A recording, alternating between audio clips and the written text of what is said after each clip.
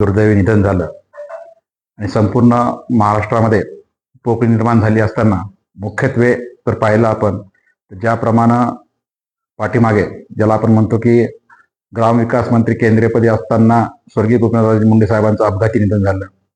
त्यानंतर आत्ता पालकमंत्री असताना अजितदादा पवार जो कामाचा माणूस ज्याला आपण म्हणतो, कारण तो अनुभव आम्ही घेतलेला आहे. बीड जिल्ह्यामध्ये एका वर्षभराच्या कालावधीमध्ये त्यांनी जिल्हा क्रीडा संकुल असेल, CC ट्रिपल असेल, त्याचबरोबर कंकालेश्वर मंदिर असेल किंवा नाट्यगृह असेल, कोट्यावधी रुपयांचा त्यांनी निधी दिला.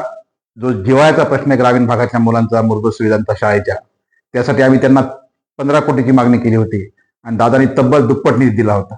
एकंदरीत जर पाहिलं आपण या कामाच्या माणसाला संपूर्ण महाराष्ट्र मुकलेला आहे. आणि कधी नव्हे ते काल आंदोलनकर्त्यांनी की ज्या आम्ही वारंवार दादांच्या विरोधात आम्ही आंदोलन केले मागण्यासाठी आमच्या, आणि त्या मागण्या दादांनी बहुतांश मागण्या दादांनी मान्य केल्या. त्यामुळे आंदोलनकर्त्याच्या वतीनं जिल्हाधिकारी कार्यालयासमोर कट्ट्यावर आंदोलनकर्त्यांनी दादांना श्रद्धांजली वाहण्याची ही पहिली वेळ होती.